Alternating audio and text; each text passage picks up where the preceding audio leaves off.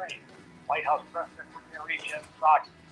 Target Russian government officials, their family members, Russian financial enterprises. Yesterday, in a separate action, the Treasury Department moved to block the Russian government releasing U.S. dollars from accounts of U.S. financial institutions. As those sanctions fall into place, Russia is denying that its troops in Ukraine are committing war crimes. Texas Governor Greg Abbott says today he'll announce unprecedented action designed to keep life. Okay, Reverend Johnson is ready. Would you like for me to put her down? But I've got to step away from. No, here I am. Yep. Invasion along the U.S.-Mexico border. Yep, bring her up. Okay. These two people were killed in storms yesterday. One in Georgia, Vicky, Pastor Vicky, how you doing? Hail and strong winds. I'm doing well, Sandy.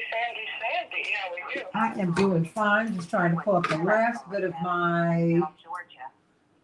the last bit of my stuff. Mm-hmm. Okay, but it's good hearing your voice today. Always good to hear yours. Okay, let's see. All right, got that. All right. So I got that. Just give me one hot second. The Grammy Award ratings are in.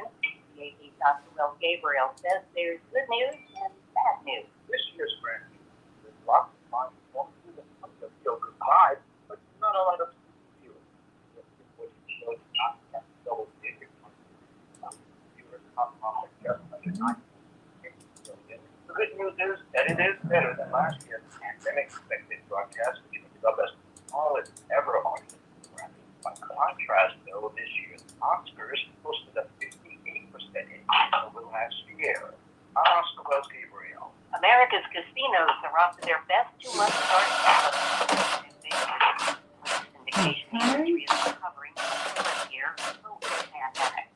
Revenue from in-person casino games, sports betting, and internet gambling reached almost $9 billion in January and February. This is 8:20 a.m. WCPT Willow Spring and streaming worldwide at WCPT820.com. We are Chicago's progressive talk, where facts matter. Now your WCPT 820 Chicago traffic update. Once again, the breakfast commute comes from the side of rain and fog. We have flooding as well at Orland Park. Southwest Highway is shut down with Grange Road at 135th Street. Park Ridge, southbound Greenwood is blocked down to Cedar with a water main break. On the Tri-State Tollway, 111th, there is a crash.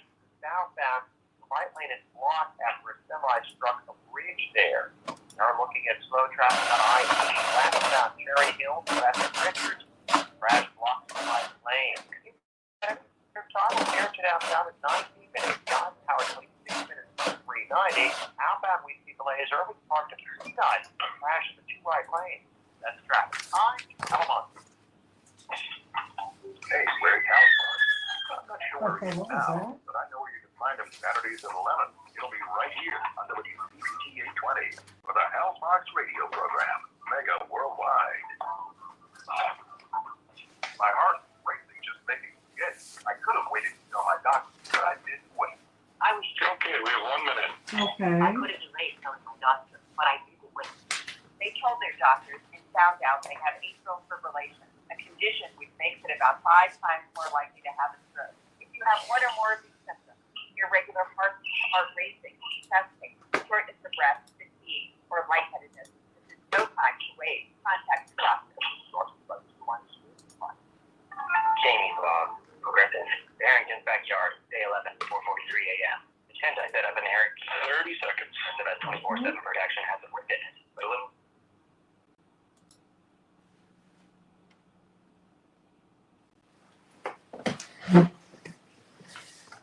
All right.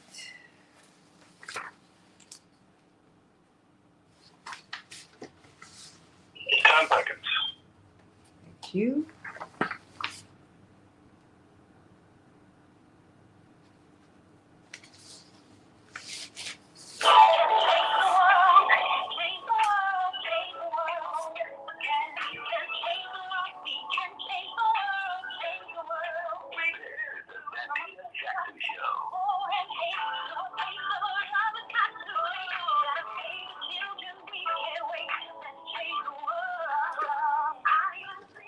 Hey, everybody. Welcome to the Santita Jackson Show. It's a joy to be with you today. Wednesday, April 6th, 2022. I want you to meet me here on WCPT, the nation's largest progressive talk radio station. Took over the airwaves for Air America, and we are coming to you from the heartland, giving you the best and the most progressive talk of any radio station in the United States. And my family to the north, AM 950 Radio, the voice of progressive Minnesota, Chad Larson, Gary Hines, Reverend McAfee, Spike Moss, all of you up there. I'm sending you so much love today. What are we going to be talking about? We're going to be talking about Judge Ketanji Brown Jackson, soon to be justice, if all goes as it appears that it will go. What will that mean? And specifically, what about racial issues? What about affirmative action? She was asked rather pointedly by her Harvard classmate, Ted Cruz, Senator Ted Cruz, basically how she feels about it. Would she recuse herself from a case and that involves Harvard University, their alma mater? And she said that she would. And many people said, ooh, that could be a problem for us. It could be the death knell to affirmative action. Affirmative action with the conservative court is struggling to hold on anyway. But many people said, if she does not support this case, if she, who's been very, very careful about recusals because she's wanted to remain above the fray, what do you think about that? What do you think about that? Gotta talk about that because much of the court has benefited from affirmative action. Sotomayor, Kagan, Justice Thomas. Yeah. That's right. Because, who else is going to recuse? Who else should recuse themselves? Let's talk about it on the Santita Jackson Show. And then there's a call now for a people's CDC. There is now the acknowledgement that the CDC and the FDA and other instruments that are supposed to be above Big Pharma and these other institutions, that they're beholden to the corporations. And the corporations are driving our healthcare policies. And so they're saying we need to start our own people's CDC. What do you think about that? Call me, text me at 773-763-9278. 773-763-9278. What about a people's CDC? I'm with that. I am with it. Because anytime the FDA, which is supposed to regulate drugs in this country, Pastor Vicki Johnson, who's about to give us the good news, 45% of their budget comes from Big Pharma. How can they regulate people who pay them? Got to talk about that today on the Santita Jackson Show, Wednesday, April 6th, 2022. Let's get to some of these headlines in Chicago. It's going to be a beautiful day. Rainy, but beautiful. 55 degrees will be the high. There will be rain. Minneapolis, St. Paul, I see you, Gary Dennis Hines, my sweet from, that's right, the Sounds of Blackness. Minneapolis, St. Paul up there is going to be 40 degrees for you today. Rain and snow. Oh my gosh. The Dow closed down 280 points yesterday. The NASDAQ closed down 328 points. The S&P 500 closed down 57 points. We are back to basketball, everybody, now that March Madness is over. South Carolina and Kansas, congratulations again to you. The Bulls, well, they fell to the Bucks, the world champs, no less. The Bucks 127, the Bulls 106 last night. The Timberwolves got some rest. In the NHL, well, the Wild fell to the Predators. The Predators 6, the Wild 2.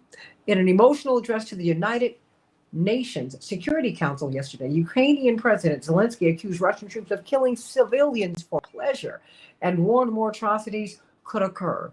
President Zelensky's speech came a day after he visited the Kiev suburb of Bucha, where shocking images of bodies in the streets emerged over the weekend. Separately, top U.S. military officers told lawmakers yesterday that the world is becoming more unstable and that the potential for significant international conflict is increasing, not decreasing. Did you see President Obama going back to the White House yesterday? What a wonderful sight that was to see, to help bolster the ACA, everybody.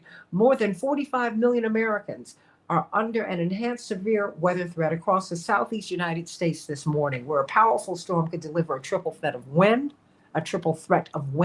tornadoes, and flooding. Georgia, Alabama, Tennessee, the Western Carolinas could see damaging winds and a few tornadoes in the coming days, according to the latest forecast. The Oklahoma legislature, according to this CNN report, yesterday passed a near total ban on abortion, making exceptions only in the case of medical emergencies.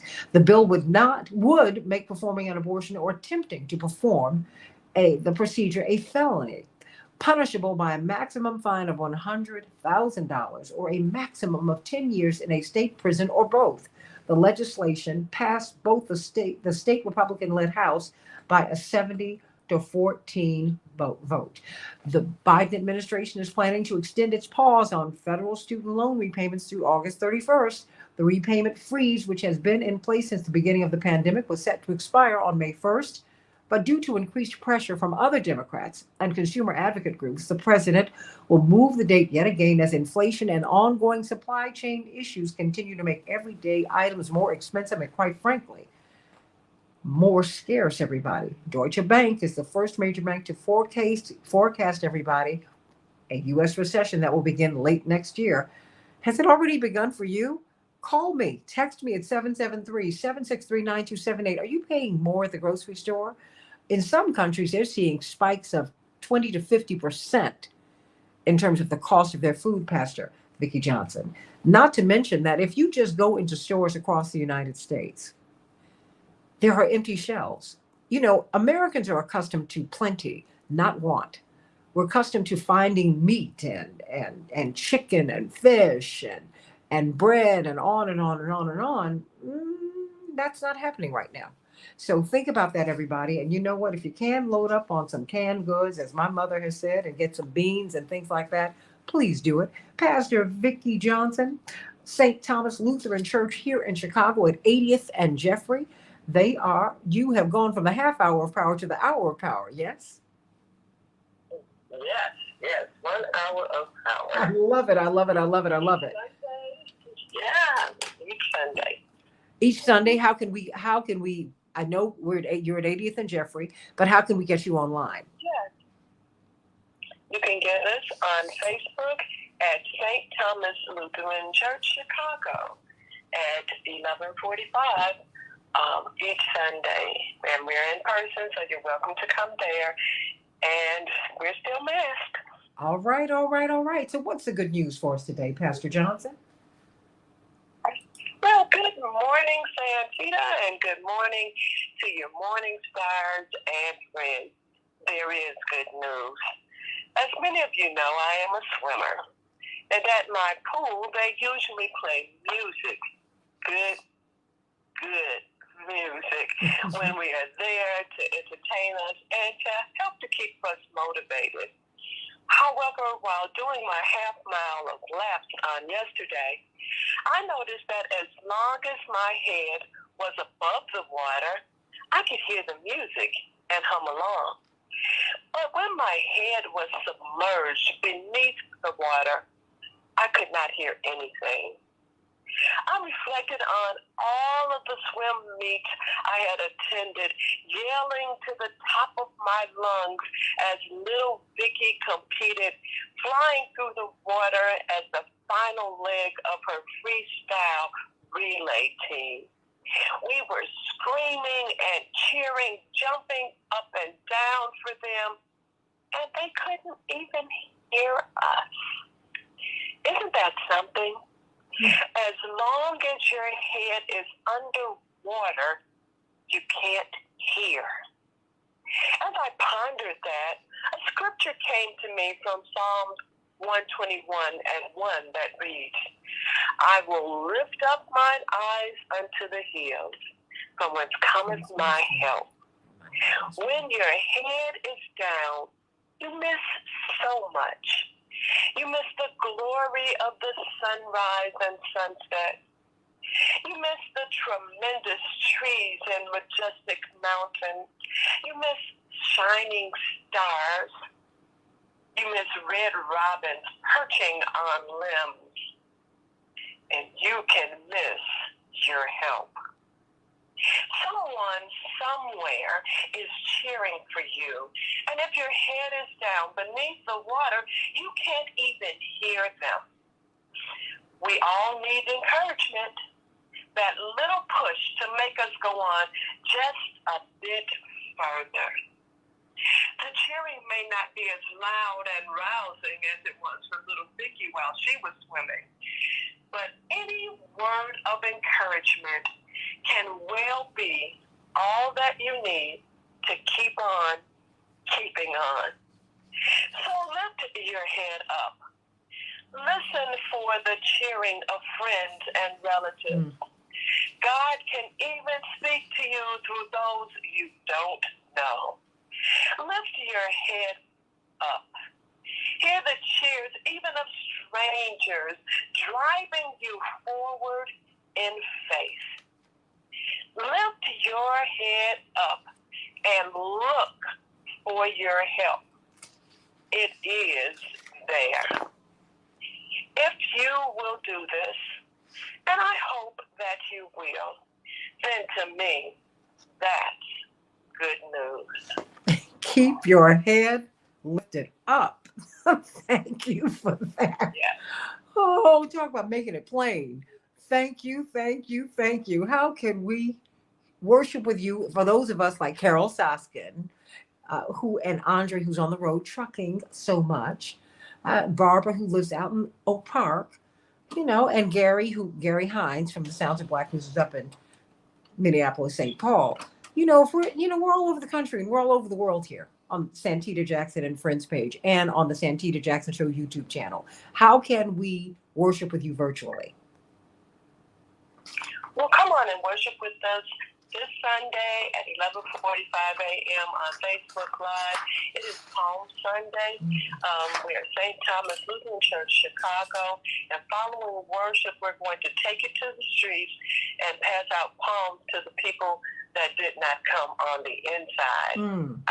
Our worship must spill over into the streets. I like that. Bless those who didn't get inside or who wouldn't come inside. There's a lot. You have to take the church, as Reverend Willie Barrow said to me so many years ago, the church in the 21st century must not have walls. You don't even know where Jesus taught. You just know that that's what he did. You don't assign Muhammad or Buddha or these great religious figures. You don't assign them to buildings. You assign them to ideas and to good deeds. That's right. Thank you for that. Movement. Absolutely. Abraham, all of the great religious traditions, it's not about the building. It's about what's in your heart. The church must be inside of you, whatever your faith tradition, everybody, whatever it is, and we embrace it all. In this, the holy season, for those of us who are Christian, we pray that for those of you who are not, or for those of you who do not have a faith tradition, we pray that the Spirit of Christ and all that Jesus came here to teach and do and be will be with you. May God bless everybody. Thank you, Pastor Vicki Johnson. We love you so much. We love you so much. Santita, we love you. Oh, thank you. And we pray God's blessings upon you today and every day for a wonderful show. Thank you so much. Well, you already started us all. You started us all. You started us off. All right, keeping that head lifted up. We've got Dr. Shanina Knighton. That's right, infection preventionist, clinical research scholar, registered nurse, professor, PhD, brilliant woman, brought to us by our beloved Dr. Deborah Holden. Dr. Deborah Holden, just so that you know, we spoke yesterday. Dr. Knighton, I'm sure you communicated with her too. She couldn't be with us yesterday because guess what? All of the power in her area went down. She said, I had no electricity, but I still have my power.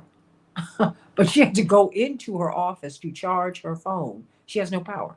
So we're hoping we can get her on today, Dr. Knighton, but that is what happened. I mean, wow. Hey, Laura, how you doing? Hey, Laura, sending you much love, Francis and Joyce.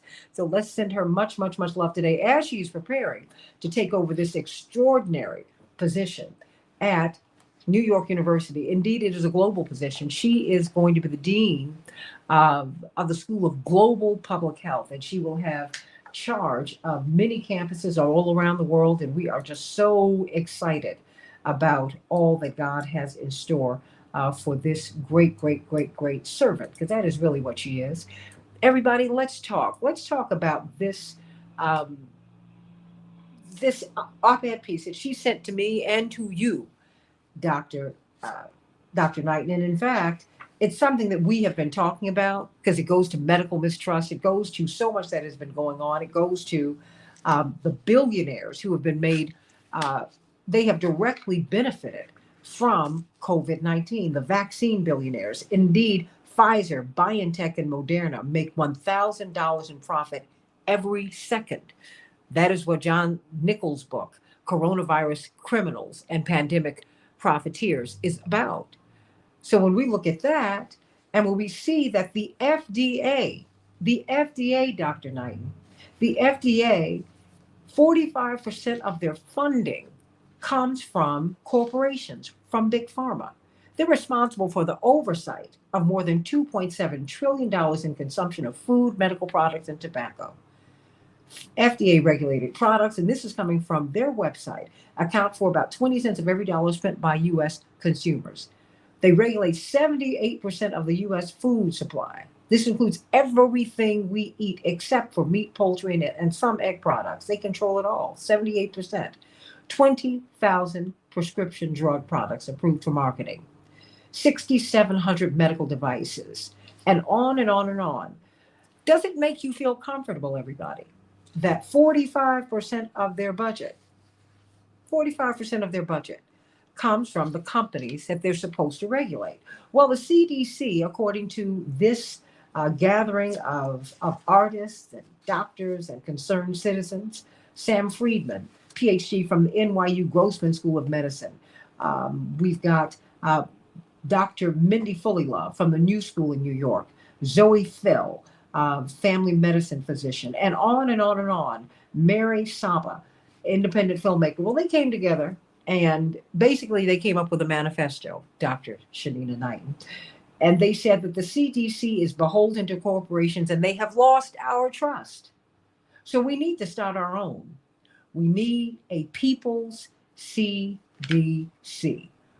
We need a CDC, they say, that prioritizes the health of the people, not the health of big business. We need a people CDC. And so we formed one. We're epidemiologists and physicians, artists and biologists. We're children and parents and grandparents. We're living with long COVID and losses of loved ones. We've come together with a common anger at our government's disregard for social and public health responsibilities. Though many of us have just met, we inherited hundreds of years of resistance traditions. What do you make of that? I mean, it's a stunning and it's a beautiful piece. It's in the Guardian, and I have posted it. A people's CDC. What do you make of that? I think it's spot on. I've always had, and I know we talked about this maybe about 3 weeks ago, 4 weeks ago, my problem being unethical in science, right? So the fact that we were bribing people through lotteries to take a vaccine when we can barely get through a $10 incentive to compensate a research participant for their time. There is a lot of scrutiny that goes into that, even when you're trying to reimburse somebody for their time. So the fact that literally it would be $1 million lottery by the Ohio governor, okay, that coerced people to get vaccinated was disturbing. The fact that, again, we have former FDA commissioners that then go over and become high-level positions over at companies such as Moderna, Pfizer, Reuters, such as being main news sources to be able to report on the actual efficacy and effectiveness of the vaccine was concerning. We can also go back and look just alone at the CDC directors.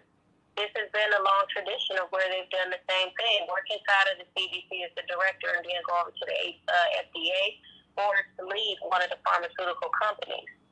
Within the CDC, we have seen this at least 5 times during these last 2 years, where the guidelines changed, and in our heads, we're scratching in our heads, right? Scratching in our heads and on top of our heads physically.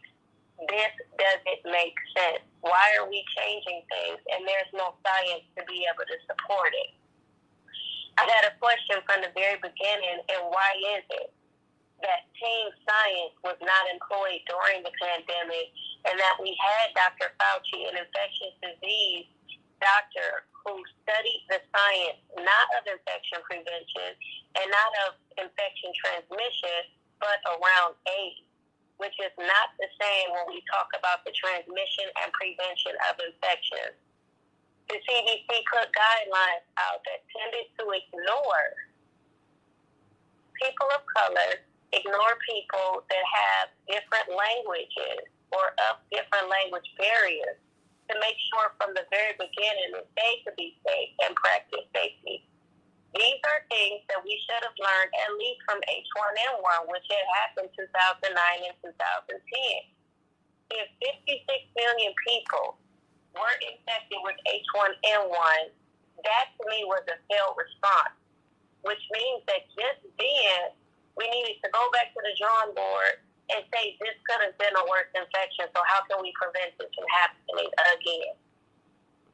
So when we have a situation of where it's, go get vaccinated, and now everybody doesn't have to wear masks.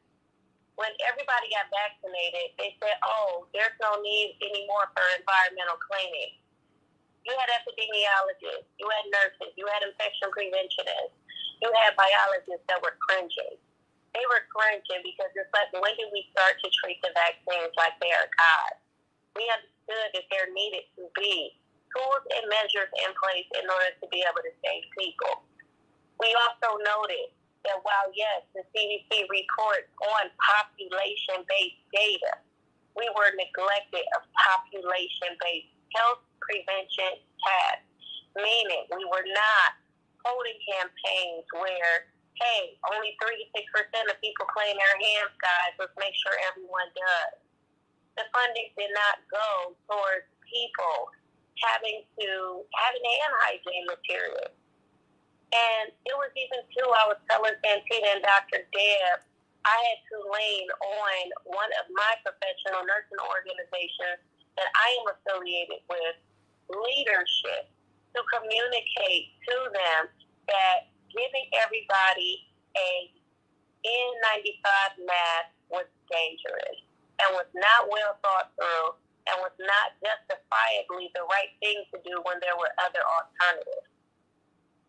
So understand that every time the guidelines change, and they were not supported by science, it made the job harder of professionals like me. Hold that thought. Hold that thought, because I want you to come back. Because indeed, this op-ed piece maintains that corporations drove the decisions of this pandemic, not health, not the science, if you will. While we were told to trust the science, well, clearly the science was not trusted. Because look, I have said this over and over again. Number one, they changed the definition of vaccine to suit how the vaccine behaved. In other words, it does not inoculate you. It does not stop you from getting COVID. It stops you from getting hospitalized, or from getting deathly ill. In many cases, not in all cases, but in many. And that is a big, big, big, big, big deal. We lost 1 million people. That having been said, too many people are walking around spreading COVID because everybody, depending upon what your baseline health is, even when you have gotten the shots, can impact you differently. We're going to talk with Dr. Janina Knighton about this, because talk about trusting the science and being driven by the science, that's not what's happened here. And that's why these people are calling for a people's CDC that is beholden to the people and not to corporations. Back with more of the Santita Jackson Show in just a minute.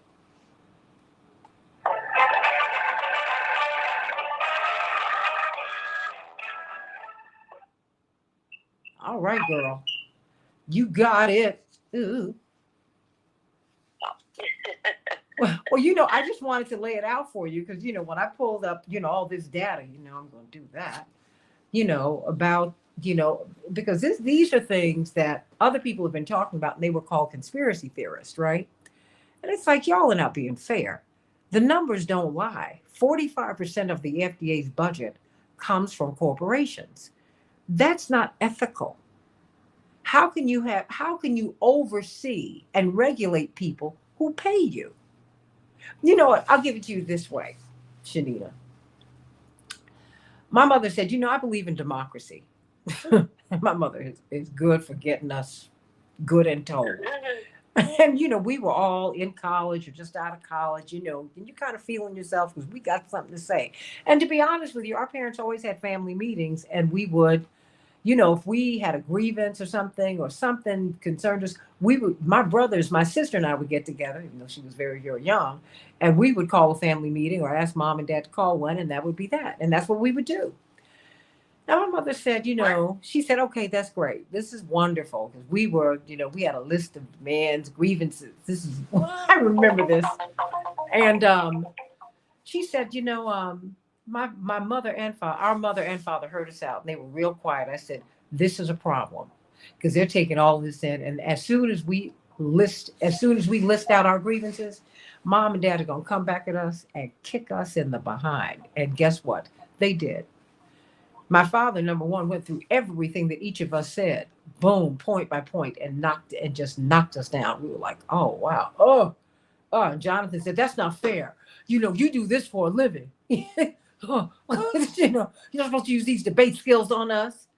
He said, you came at daddy. I gotta let you know what's going on.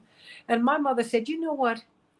My lovely children, I believe in democracy. I do. Fight for it every day. She said, and for the 7 of us here, I want you to know this. If you think your 5 votes outweigh your father's and my votes, you are out of your minds.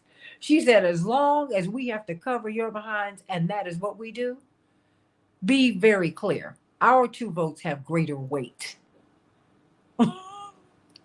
And with that, the meeting was over, Shanina. Oh, like, okay. All right, everybody looked at each other. We were like, now here we came down here. We're going to tell our parents something. Okay. No. So, I mean, how you're going to have the FDA, they regulate our drugs. They're the ones who would not fully authorize any of these drugs that we were taking for COVID. Shanina, what? I know, that's crazy. Yeah, but listen, they had a methodology. 1 minute. That say you have no power here conversation. Oh. That's what that is. That's hey, like don't come in here as one or being the one trying to flex something like that. Oh. That's the problem. But this is where I be talking about all the time, being the CEO of your health. Because look, people have been misguided and people have died based off of guidelines that were not even thoroughly thought through. 30 seconds. Crazy. That's the disheartening part. You know what else is disheartening? Huh. There's a lack of accountability.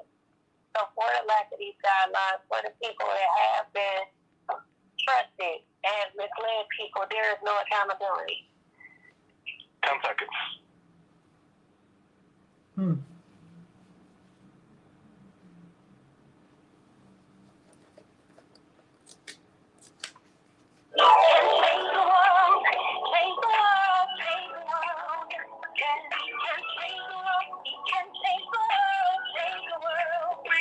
The Santita Jackson Show.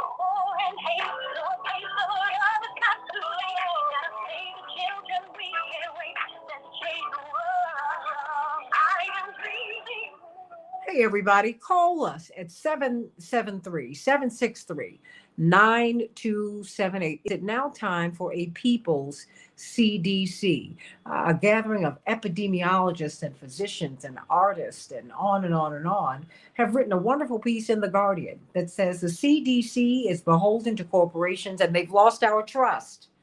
We need to start our own, a People's CDC that is beholden to the people and not the corporations. Dr. Deborah Holden sent this out to Dr. Knighton and I yesterday. She said, please look at this. She's not with us today because the power went down. She said, well, my electricity went down, but my power is still here. I love her.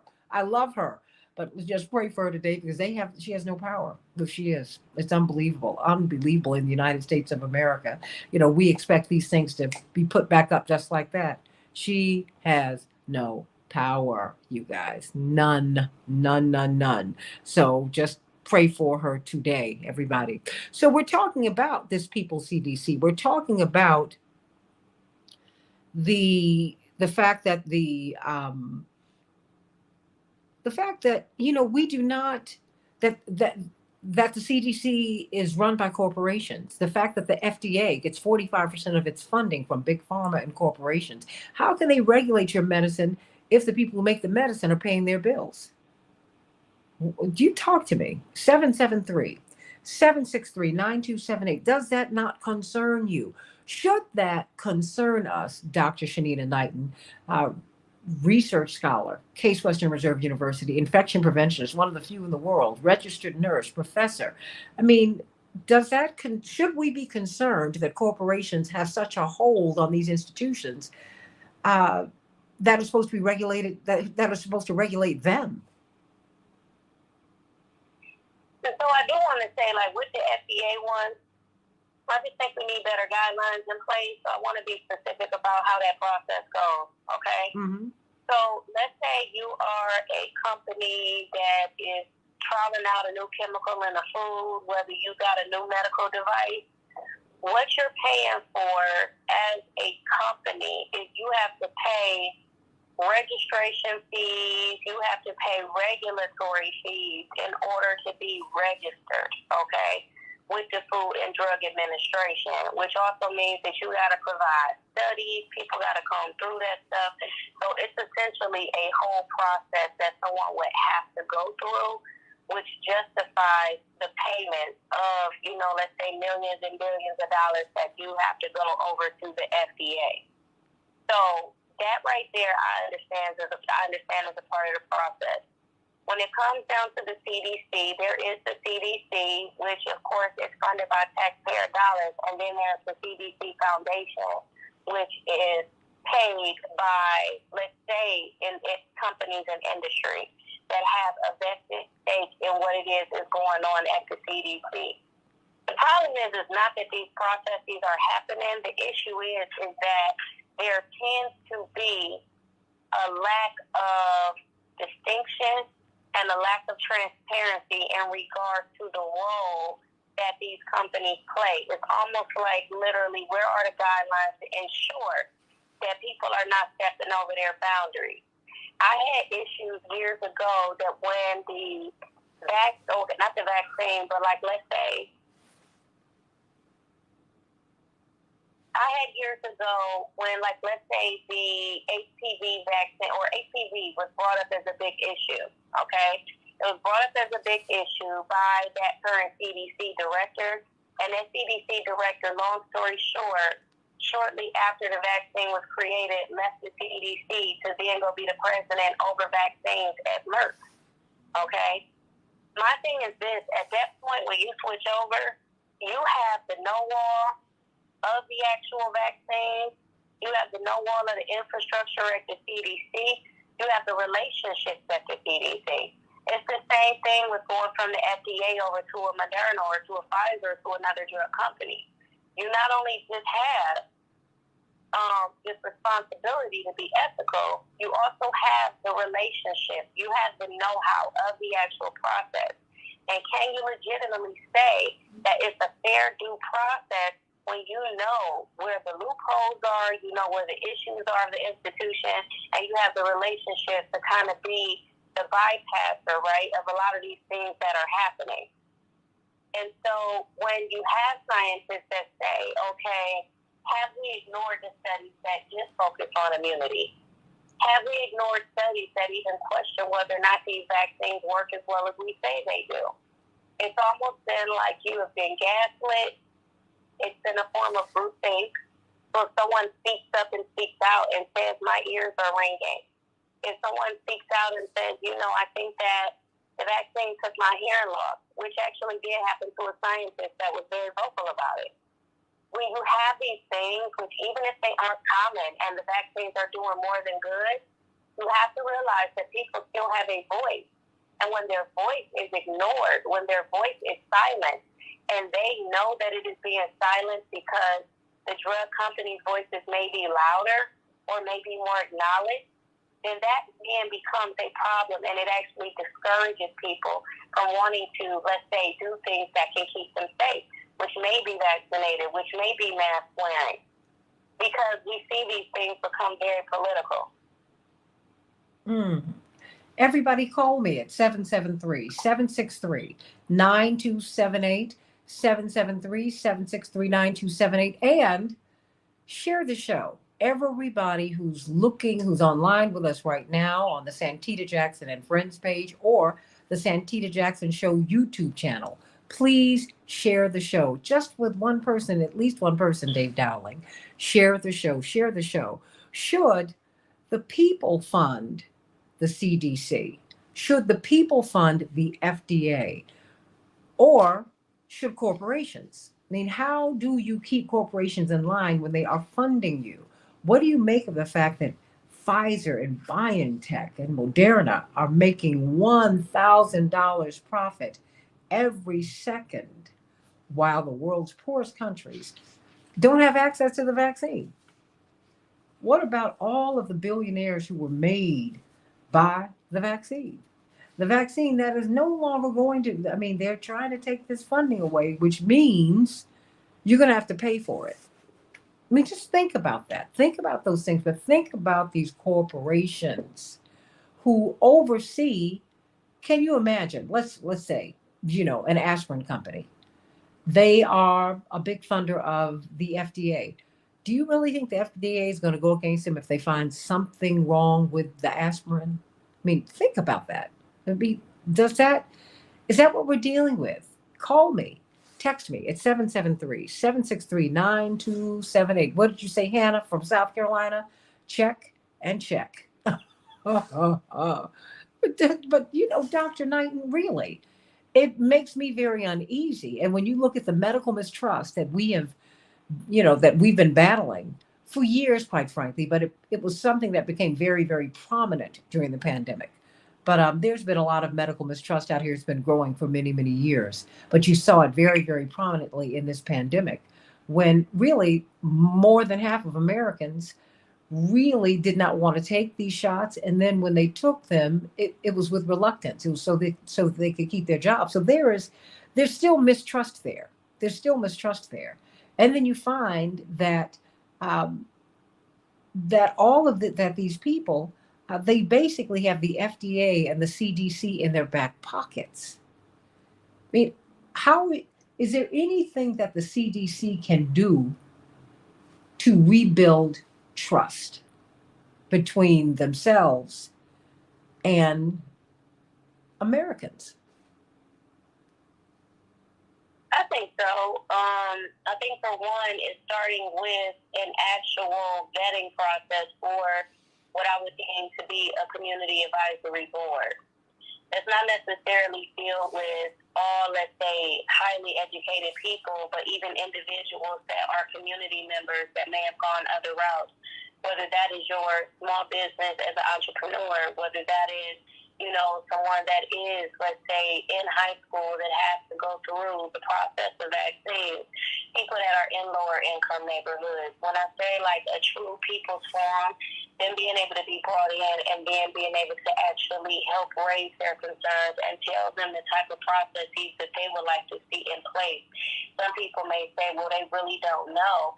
And I would say they do know. The problem is our culture willing to bend to accommodate what needs to be put in place to recognize safety as well as the ethical rationale behind whether or not we should do certain things.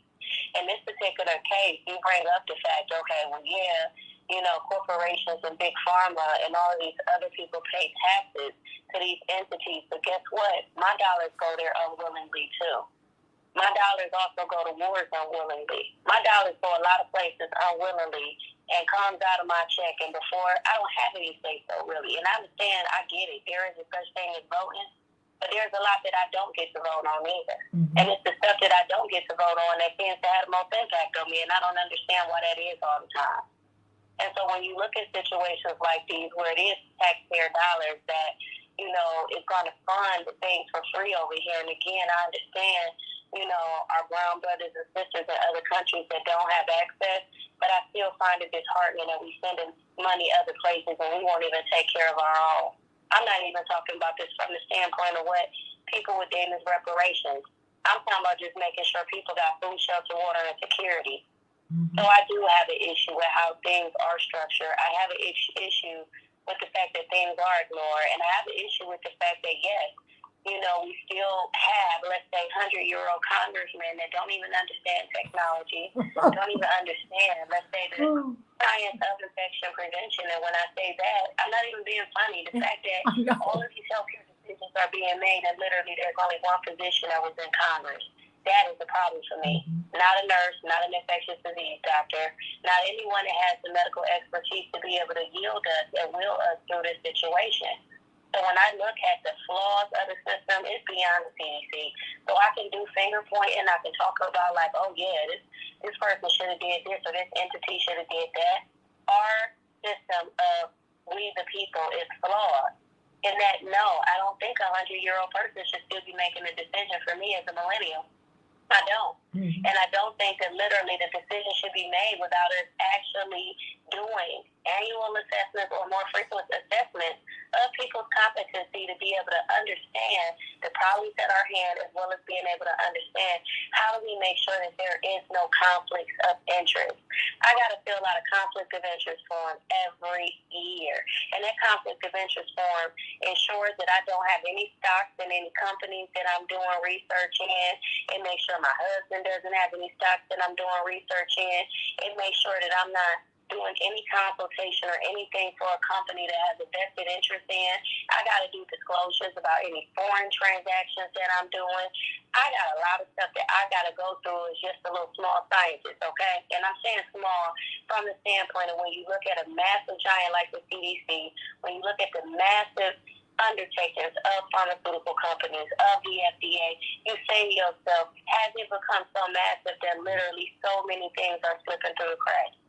We really need to do an overhaul and really evaluate our structure. And I just don't think that is where we are right now. But it's where we need to be getting to, is where we need to go. And more people need to be verbal about that, not just dealing with the decisions that have been handed down, but saying, how do we do this in a fair, just manner? The fact that, like, yes, it is okay for people to wear masks, but I was upset when people were told to wear masks outside. When me, as a scientist, and I can tell you, yes, I'm well versed on how to do a literature review. Why is it that the people that did protest, it wasn't no outbreaks of COVID when they were outside? Why? Why is it that people that were in crowds outside, there was no COVID increase in terms of cases or outbreaks? Why wasn't there? Why does it upset you to see people wearing masks outside? Why? Because outside air, even when the wind feels like it's standing still, it's moving fast and it's changing over. So your chances of getting COVID while being outside is slim to none. So to see people wear masks outside was very upsetting for me, because that is the one opportunity for which you can get fresh air. It is the time for which it has the least risk for transmission. People wearing masks inside of their own cars and nobody else is in the car. And they're not getting ready to make frequent stops. Where were the directions at on that? It's just, no, everybody wear masks and that's it. These are just a couple of examples of things that could have been communicated better, could have been done better. Environmental cleaning, that's still something that's being ignored. The lack of environmental cleaning, to me, Santita, is the new lack of hand hygiene. All of a sudden, it's not important for us to clean doorknobs that we all got to touch, escalator rails that we got to touch. The fact that CNN is super, super late on reporting that airports is one of the nastiest places, when I got the same person that's wearing the nasty gloves, touching 1,000 IDs a day, thinking that they protecting themselves. When in fact, our TSA workers are very well sick because germs are actually pores that can go through those gloves. There's no hand sanitizer there for them. There's no way for them to be able to wash their hands. There's no mechanisms in place to even protect them. So when I say protect the people, I'm not just talking about, me as going through and using the service, but I'm actually talking about people that's providing the service. I consider those TSA workers to also be essential workers. and nobody's helping them in that regard. And to talk to them and help them to understand. Even when I go through and let's say they got on disposable masks, Santita, I'm always asking them, where's the box that's for your mask? Make sure you abide by the number of hours that it say to wear the mask on the mask. Otherwise, it's not going to be effective. Mm-hmm. It's not. If they wear 4 hours, you better wear for 4 hours and no more. Can you reuse it? Can you reuse it? Mm-hmm. You shouldn't. They're all disposable. Okay. They are disposable. You should not be reusing disposable masks. That's another thing. In addition to not wearing it outside because people shouldn't have masks on outside, the UV light actually breaks down the barriers of the disposable mask when you are outside. So if you're exposed to sunlight and you're wearing your mask outside, which you should not be wearing your mask outside, mm-hmm. It's already breaking down the barrier of the mask because the mask have a microplastic in it called propylene. Or polypropylene. And that polypropylene has almost like a bad reaction to UV light. So it actually breaks down the microplastics in the mask. Let me ask you this, because Hannah Parker from South Carolina said, I still wear a mask when I'm outside with strangers for prolonged periods of time. Why don't you speak to that? That's Hannah's choice. I always tell people do whatever it is that makes you feel comfortable. I'm just still sticking with the science, and because I know the science even prior to COVID, I'm saying that COVID-19, while being outside, even among strangers, the air is still going to move, and this is why protesters, even though they were out in bunches and they were out crowded, were not the super spreaders of COVID. So I'm still sticking with the science and what it is that I have to say on that particular topic. But I always tell people, do whatever it is that makes you feel comfortable. If you feel comfortable wearing a mask outside and that's what you prefer to do, then do so. Well, you know what? She wasn't disputing you. The thing is, as you have shared, we have not gotten the proper instructions about anything. Well, absolutely. During these past 2 years, almost 3 years, we've been locked away. We have not gotten the proper instructions about anything. You were the first person who I heard tell us, you know what? Have you read the instructions on the box? Huh? Instructions on the box. Yeah, you're not supposed to wear them. You're supposed to wear them a particular way. You're supposed to wear them for a set number of hours. You had people who were saying if you just get some bleach and wash them, you can wear them again. I'm just telling you. I mean, I heard it all. Yeah, no, I agree with you. Yeah, I wholeheartedly agree. I had people that were spraying disinfectants inside of the mask, not realizing that they had to inhale those chemicals and how they were actually affecting, their airways. Well, Mark. So I've seen it all, like I really have. Well, hold on. Mark says. Really goes into why. Okay, no, I want to get some of these questions in because now, see, people want to know about the mask. Mark K wants to know, are 2 masks better than 1? Wait a minute, so do I. So,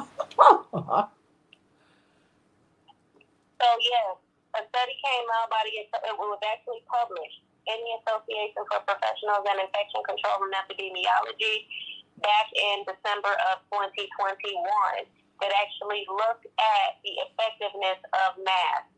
And if you were to wear, let's say, a medical mask that's covered by a medical brace, the medical mask brace that you wear over the mask, what it does is you know how you have like the 2 gaps in sides of a medical mask? Mm-hmm. The medical mask brace actually holds in those sides so you get a complete seal. That's been shown to have up to 91% protection when worn correctly. If you were to wear a medical mask covered up by a cloth mask or vice versa, that's actually been shown to have up to 96-97% protection. So there were other mechanisms that were just as safe, if not safer, than having to use an N95 mask, which is what I wrote in and spoke with the CDC directors about in regards to them not having people wear N95 masks, because N95 masks provide that complete seal. If you don't have like the correct size on your face, it's not going to work. So we have to be fitted for those in healthcare.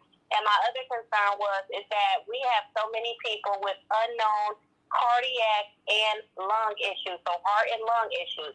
We have so many people with heart and lung issues that should be undergoing evaluations before using those N95 masks. And I was asking the questions of when people become harmed by utilizing these masks, who's responsible and who's held liable? And if you notice, they quietly started going away in the media. It wasn't a big deal about them being deployed. Think about it. It did go real quiet. Mm-hmm. And I know some people are noticing that it went real quiet because instead of saying, oh, we're going to reverse our decision, which kept coming so many times, CDC backs out of this response. Data is misinterpreted by the CDC. CDC realizes they ran too many calculations on this and maybe this inflated these numbers. We've seen all of these stories and headlines be able to come out. But for that particular thing, it just got really quiet on the particular topic. It wasn't a big push anymore from the White House to make sure that everybody got an N95 mask in their hands. You know what? This has been, as always, so enlightening. I've got about a minute before we go to break. And of course, we'll be talking about Judge Ketanji Brown Jackson. She's on the verge of making history, everybody, becoming the first Black woman to be to ascend to the high court, the highest court in our land. What is her record? Who is she? What about her stance on affirmative action? Republicans were very, very keen on finding out where she stood on affirmative action, in particular, a case that will be before the court. They want to know if she's going to recuse herself from it. And she said that she would. What do you think about that? Some people say that will spell the end of affirmative action, which has been struggling since the Bakke case from 1978.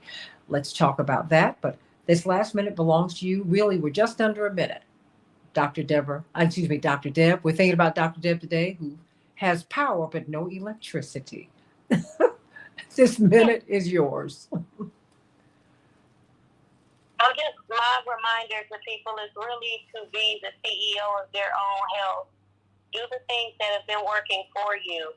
Don't stop doing those things. It's just like taking a vitamin. If you take a vitamin and you stop taking the vitamin, you don't notice right away that the effects of the vitamin, are now impacted, that they actually made a difference and made you have more energy or helped you out and stay more balanced. You don't notice it until a while after you stop taking it. I'm simply saying that if you have been practicing hand hygiene, cautious of environmental substances that you touch, if you have been doing certain protocols, making sure you're cleaning your phone, making sure that you are switching out your mask, making sure you're conscious about how and when to wear your mask. If you've been doing all of these things so far, do not let up on those habits. I understand, like even me now, depending on certain settings that I go in, I wear a mask or not wear a mask. And we can talk about that another day as well. But I'm simply saying that make sure that you are being the CEO of your own health. This provides a reflection, just as Santita mentioned, that we are not sure if some of our systems are flawed, but you would hate to be the person that is listening to the systems when you had your own system in place. So take the knowledge, synthesize it, figure out how to apply it in your day-to-day life, and do the practices that you believe are best for you and your family, and be the CEO of your health. If you are doing that, then that right there just in itself will decrease your risk of being able to get sick or transmit getting someone else sick. So these are all risk-lowering measures, and I encourage you, if anything else, to make sure that you are the CEO of your health. CEO of your health meaning that your primary care doctor, your dentist, everyone that is around you is a part of your team, but you are steering the ship. You are making the decisions. You are able to communicate and tell them what it is you're feeling and experiencing. Okay, and so, that's it. That's it. I got to go. Well, that's it. Amen. Back in just a minute. Girl, I love you. Oh boy, I just love you, love you, love you. No, look, we have to be in charge of this thing. We really do. Wait a minute, I've got to send this. I'm gonna have to let you go, Dr. Knight. We lost yet another line today. Sending you much love. I'm gonna call you later.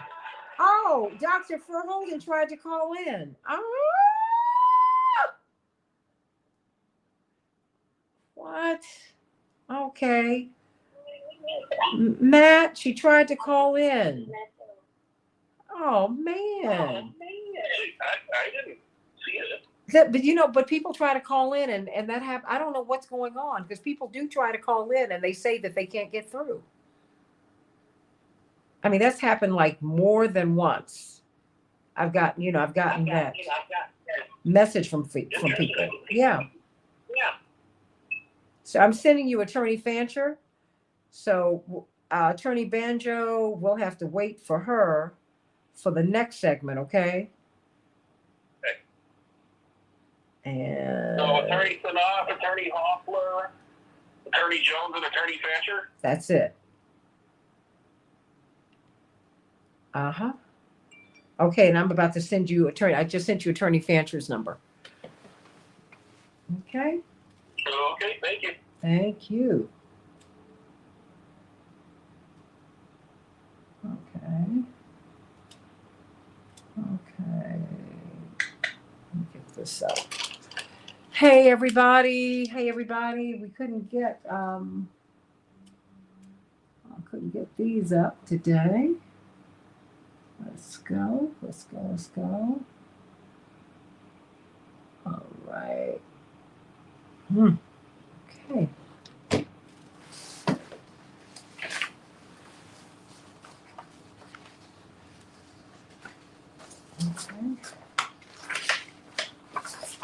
So that was wonderful. All of these people who've gotten rich off the pandemic. We need a people CDC. And the people need to be in charge of these entities because they sure are in charge of you. Think about that, everybody. These pharmaceutical companies have made billions from vaccines, and they've reassured they reassured their investors that plans were underway for booster shots. Yeah, that too. It just doesn't stop, you guys. But you've got to be vigilant because other people are vigilant. Power concedes nothing without demand. It never has and it never will. Never has, never will. Never has, never will. Okay?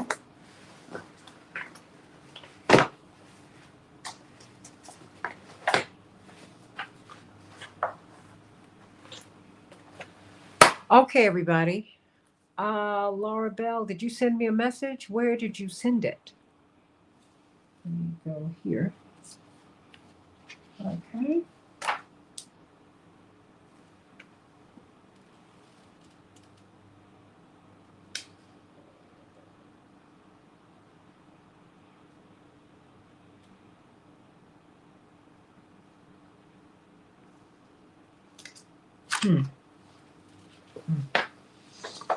So there we have it. Let me go here.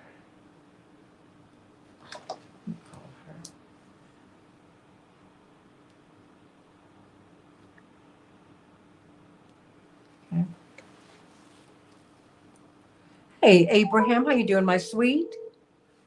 It's always a joy to see you. I can't address anyone during the show, really, just so that you know. I'm not ignoring you. I got a show I got to get through. Sweetie, I'm so sorry we missed you. And we lost a phone line today too. But I don't know I don't know what's going on. But I kept telling people that you lost electricity, but not power. So I thought that.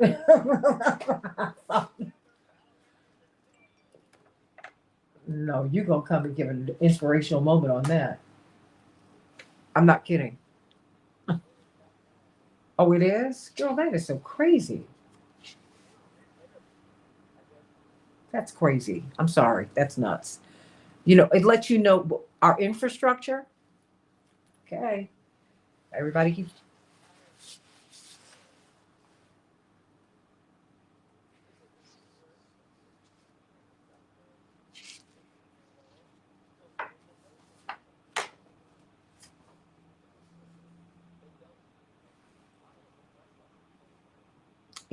But they're not. They're not. We had a lieutenant governor who tried to do that. He ended up becoming the governor. And who pushed back against him? The corporations, because they said it's going to cost too much money. I said, wait a minute. We're a windstorm away from having no power for a long time. Are you serious? This is supposed to be the most advanced country on earth, which we're not.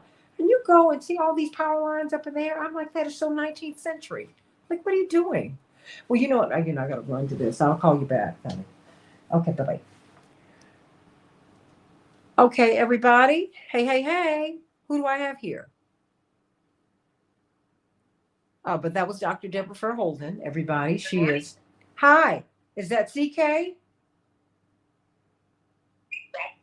Okay, CK, we lost. Attorney Hoffler, Attorney Jones, Attorney Sonat, and Attorney Fancher. Okay, that's who we're going to have. We're going to have Attorney Banjo and Holmes. Attorney Sonat leaves us at the end of this segment. And because we lost a line, we have to limit how many people we have on, okay? Okay, CK? CK? No, because it gets to be a little crowded anyway. So that's okay. It's all right. I mean, ordinarily I'd say yeah. But let's just, because Attorney Sonat's got to go. Okay? So we'll do it that way. Okay, we're coming up on 30 seconds. Stand by. All right, we're coming up. Hey, Cedric. How you doing, sweetie? Barbara Bacon. Abraham, my sweetie down in Venezuela. Sending you much love. Remembering all the times Reverend Jackson has been down there. In fact, he was down there as Hurricane Katrina. You remember this, CK. As Hurricane Katrina was approaching the United States. And then President Chavez offered several marine hospitals because he saw how serious the storm was going to be. And our government rejected their help.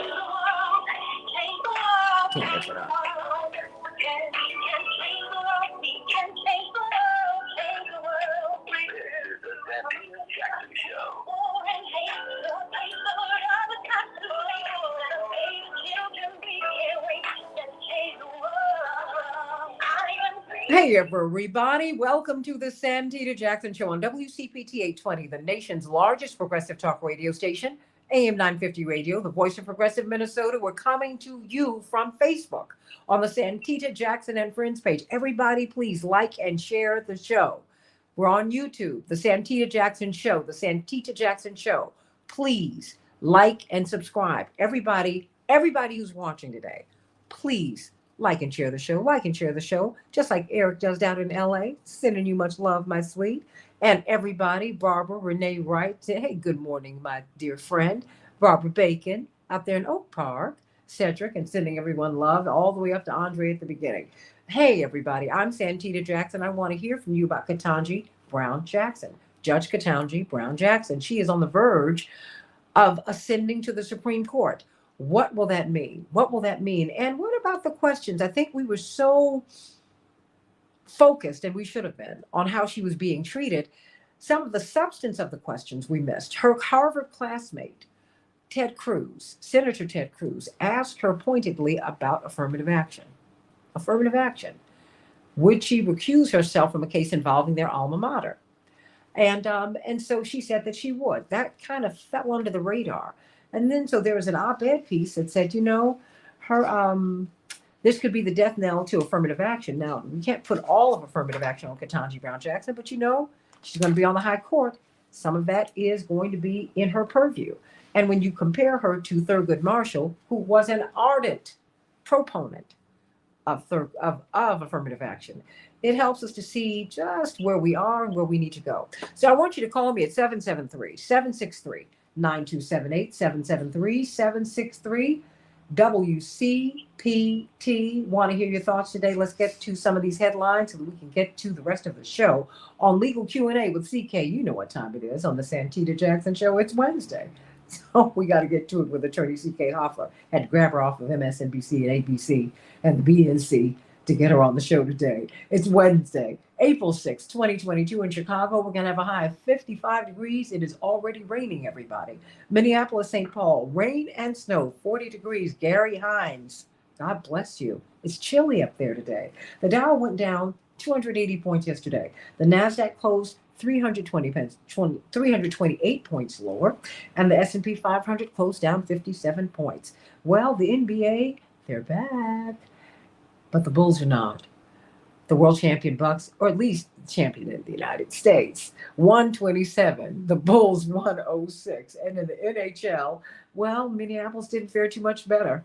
Last night, the Predators were triumphant over them. The Predators 6, the Wild 2. In an emotional address to the United Nations Security Council yesterday, Ukrainian President Zelensky accused Russian troops of killing civilians, as he put it, for pleasure, and warned more atrocities could occur. Zelensky's speech came a day after he visited the Kiev suburb of Bucha, where shocking images of bodies in the streets emerged over the weekend. Separately, the top U.S. military officer told lawmakers yesterday that the world is becoming more unstable, and that the potential for significant international conflict is increasing, not decreasing. Later on today, the United States will announce new sanctions on Russia. Did you see President Obama? It was great to see him back at the White House yesterday, trying to give ACA and our health care more of a push. More than 45 million people are under an enhanced severe weather threat today. Hannah, sending you much love down there in South Carolina. They've been having a really hard time. It's going across the southeastern United States, where a powerful storm could deliver a triple threat of tornadoes, flooding, and wind. Parts of Georgia, Alabama, Tennessee, and the Western Carolinas, where Hannah is, could see damaging winds and a few tornadoes in the coming days, according to the latest flood casts. And a flood watch is also in effect for about 2 million people in the region.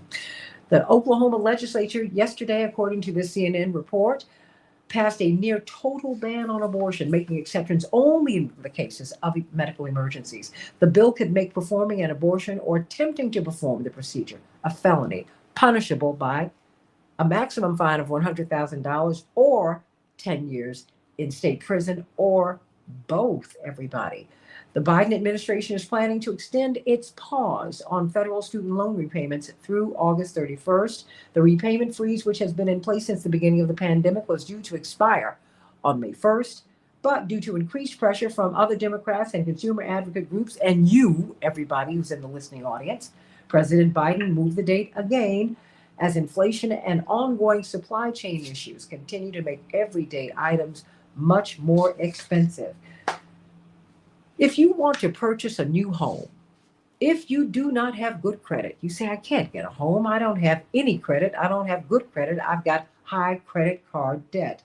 If you need to refinance your existing home, if you need to secure a VA loan, if you need a reverse mortgage, if you just need financial freedom, and we all do, I want you to call Team Hochberg at 855-56-DAVID, 855-56-DAVID, or go to 56david.com, 56david.com. Get a free consultation. Let them know everything that you are dealing with. Let them know everything that you are dealing with financially. And I promise you, they can help you. They've heard it all, everybody. Chuck, a Navy veteran, and his wife, retired, barely surviving off their monthly pensions and increasingly leaning on credit cards. They had credit card debt of $30,000. Well, they reached out to Team Hochberg. They cashed out their VA loan and reduced their monthly payments over $500 a month. There are answers, everybody. But if you don't tell people what your problems are, they can't help you. So I want you to call Team Hochberg at 855-56-DAVID, 855-56-DAVID, or visit 56david.com and get on the road to financial freedom. So let's get right to it, everybody. We are set to see history made this week. In more than 230 years, in the more than 230 years that the Supreme Court of the United States has existed, they have never, ever had a black woman on the court. Never, ever, not ever.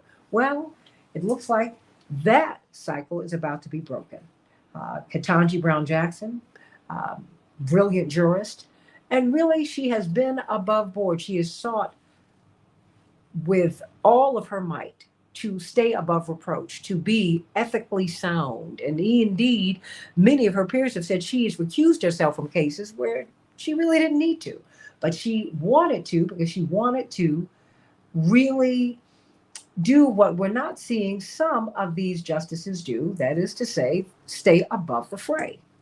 So what about affirmative action? It's just one little area, but her classmate, Senator Ted Cruz, asked her pointedly about that. And some people are saying that, well, the fact that she is going to recuse herself from the Harvard affirmative action case that will be before the court, they said that could be a problem. She could sound the death knell for affirmative action. Now, we can't put all of affirmative action on her, but many of us have put her in the tradition of Thurgood Marshall, and she really does fit in that tradition in many, many ways. He was an ardent proponent of affirmative action. His notes on affirmative action on the Bakke decision, in particular, from 1978, are very, very, very. You can see them in the National Archives, and he was an unabashed proponent of affirmative action, and behaved that way as a jurist on the highest court in the land. So, what do you think about that? And what do you think about her ascension to the court, just generally speaking? Does it make you feel better? What do you expect of her?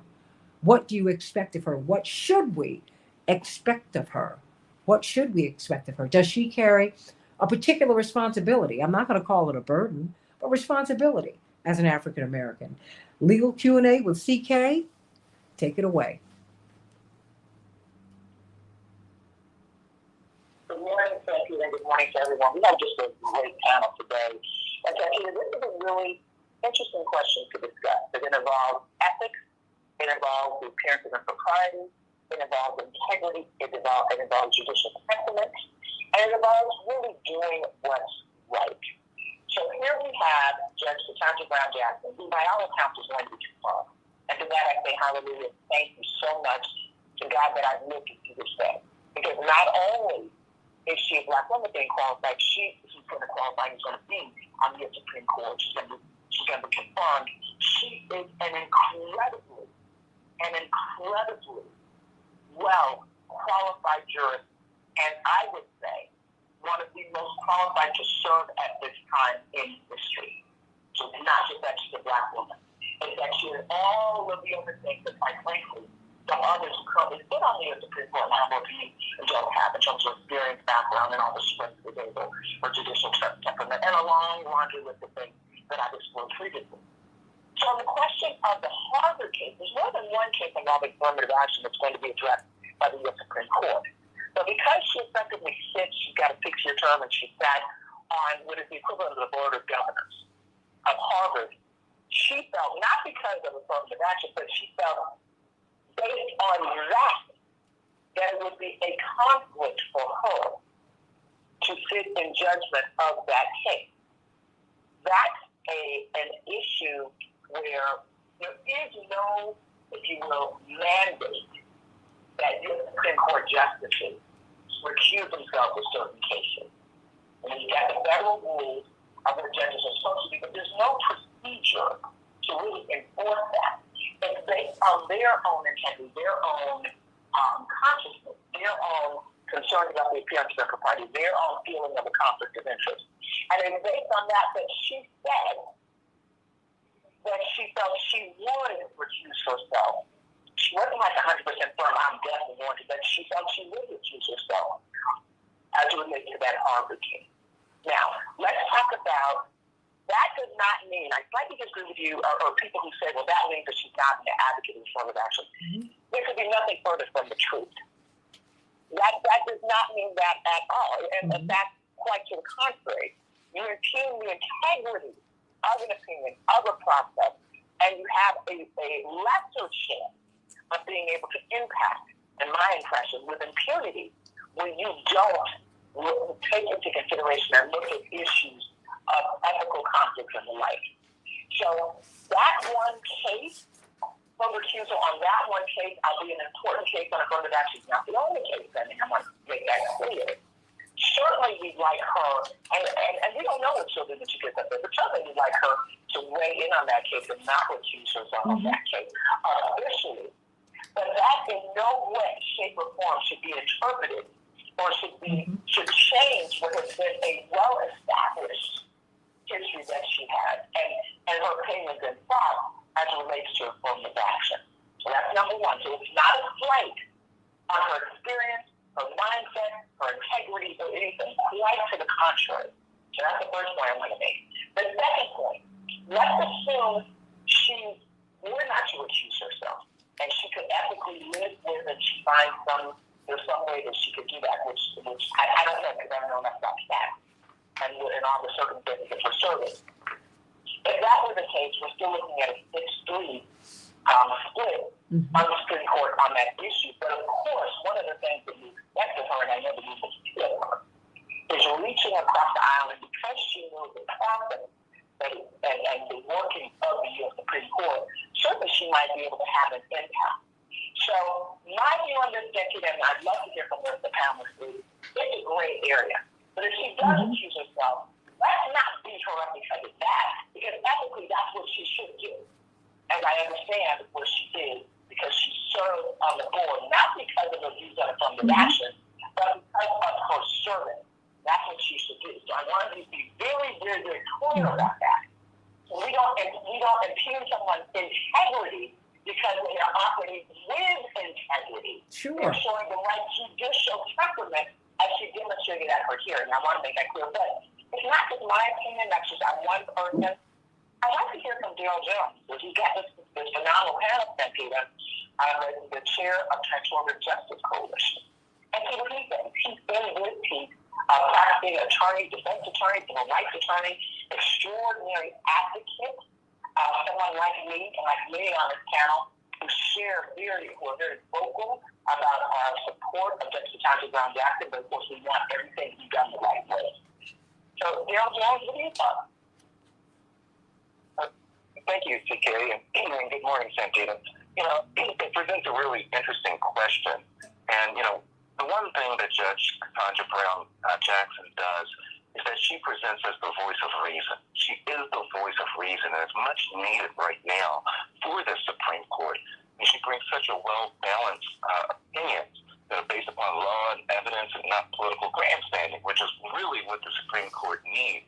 So now when you bring a person of that caliber, a person with that background, with that reputation that just, is unquestionable integrity into the system, and now we're talking about affirmative action and whether or not she needs to recuse herself from a case. I think it's unfortunate, that Judge Santita Brown Jackson has to consider that on her own at all. The problem, as I see it, is that the Supreme Court does not have in place for the justices any type of ethics panel, any type of ethics committee that they can submit the information to and let that committee provide them with guidance as to whether or not they can hear a case. That type of independent panel would serve not only to remove the justice from being the person that's making that decision, but it will also restore public confidence in the integrity of our Supreme Court.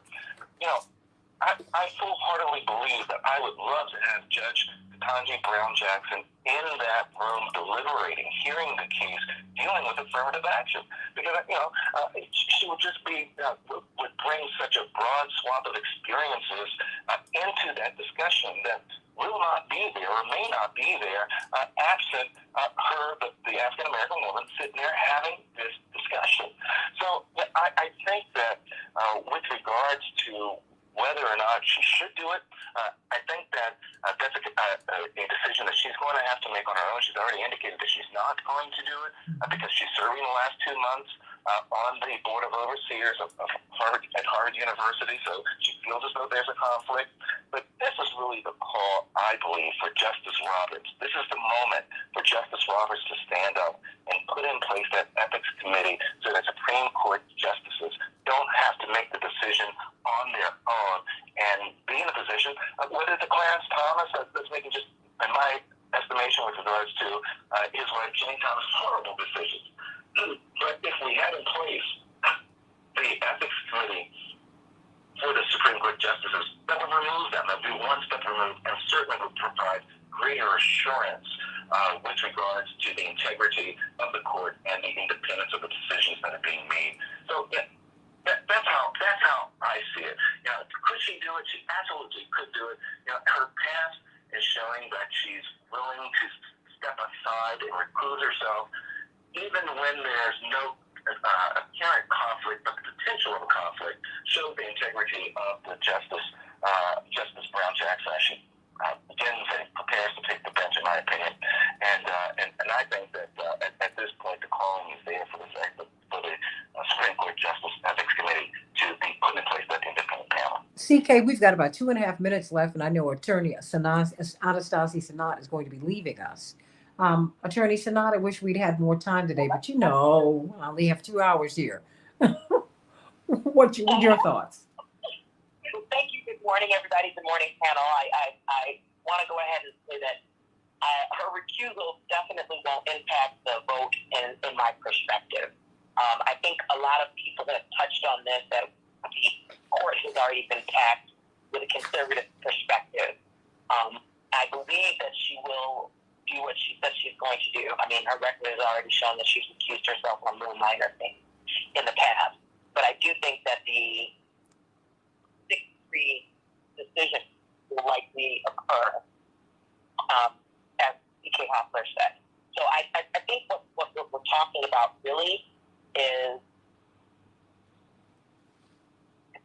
it's not about whether she is going to recuse herself and therefore the decision will be different. I think what we really need to do is what I believe Attorney Daryl Jones just mentioned, is we need to be looking at other justices and how they're not recusing themselves in situations which they should recuse themselves.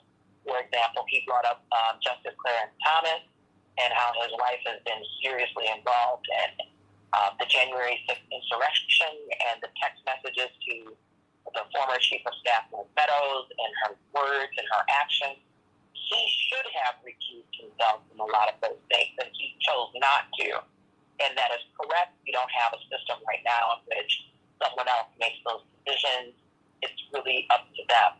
And so I believe Justice Clarence Thomas has already impugned the integrity of the Supreme Court by his own actions. So her actions will actually, in my opinion, bring back the integrity to the Supreme Court.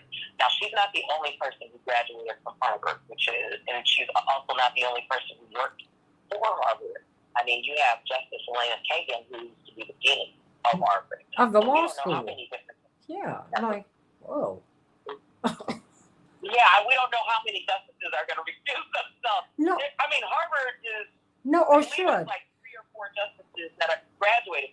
You know, if we're John Marshall, she's been the dean of a law school, and she's also been the beneficiary of affirmative action as a woman and as a white woman, right? Yeah.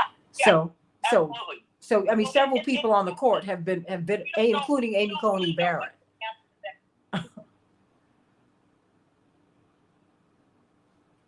Anastasia? Well, Amy Coney Barrett, she has a Haitian child that she adopted. Yeah, but I'm just saying she's a beneficiary of affirmative action. You know, so I'm like, if you're going to talk about affirmative action, Ted Cruz, come on. Blindness.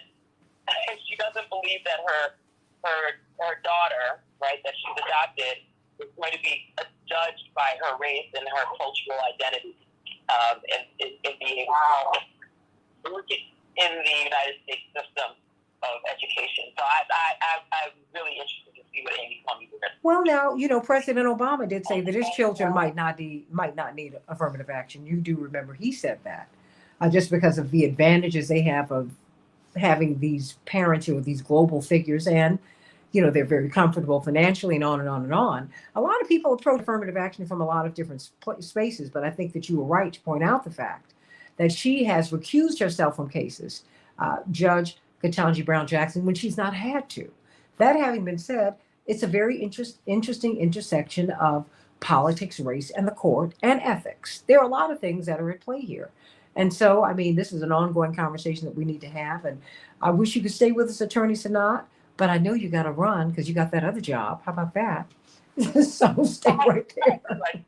Thank you so much for having me. Always. I just want to make my opinion. I will continue to listen. Oh, no. Continue to, and I can't wait to have you back on this. No. Well, we got to run to this break real quick, but we'll be right back on the Santita Jackson Show. You know, it's Legal Q&A with CK. Back in just a minute.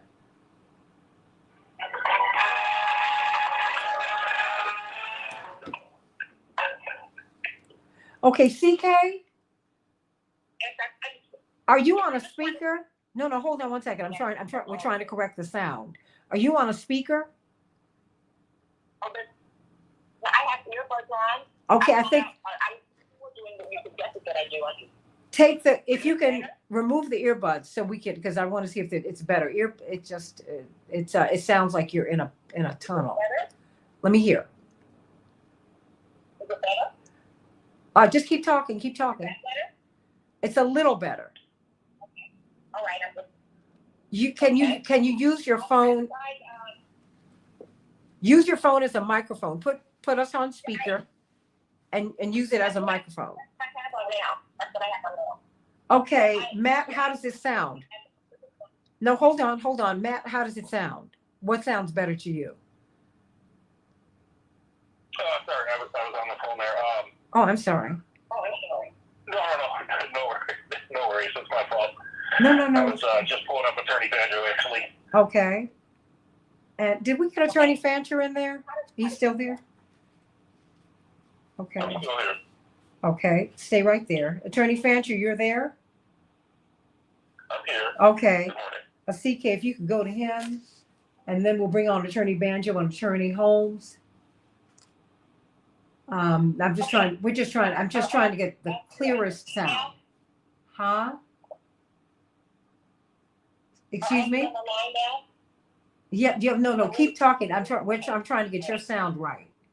Just keep talking. Okay, is that better? That's a little bit better. No.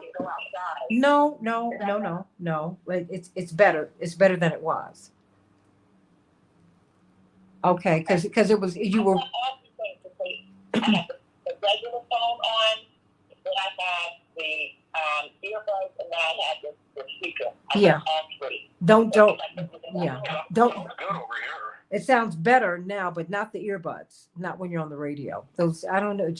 They just don't work as well. They really don't. The best phone for the radio is the landline. So there's that. So anyway, because people were saying that you were hard to understand, that I don't want them to not understand you. That's why I was trying to stop you and get this right. So who do we have here? We have Attorney Banjo. Yes, we do. We have Attorney Fancher. Attorney Holmes, how you doing out there in California? I'm actually in Dallas. You're in Dallas? Woo! All right now. You're on our time. Central. Love it. And of course, we've got Attorney Fancher with us and Attorney Jones. We haven't heard from you, Attorney Fancher. We'll hear from you on the other side. Okay, so stand by. Okay. Ooh, and everybody, I'm gonna have Jonathan Jackson on tomorrow. That's right. My brother, fully disclosed, is running for Congress here. I've reached out to all the people who are running, and I'm gonna reach out again because I want them all to be on this show. Obviously, I support my brother. Not obviously, I support him because I think he would make a great congressman. But it's a great field. You have a lot of people who would serve us well. Although he would not be my congressman. But so I think we're in a win-win position. That having been said, as a radio host, it is my obligation to let everyone speak, and my platform is where everyone should be heard. And so I'm always going to seek to do that, everybody. I want to be fair. Okay, you said CK's voice is still. As soon as I get business well done, but I'm having an issue with this phone line here. So. Oh wow. Okay, then we'll take her at the end of the segment. Okay, let me know when you get her, so we can get right into it. CK, let's get right into it. You can go to Attorney Fancher and then everybody else. Okay. Yeah. Okay. Fancher, Banjo, and stand by.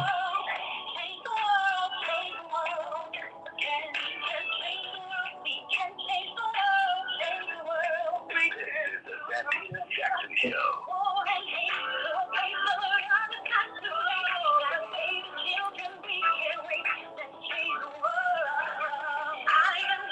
Hey everybody, welcome back to the Santita Jackson Show. Every Wednesday we have legal Q&A with CK, and we try to tackle some of the great legal issues of our day. We're dealing with so many.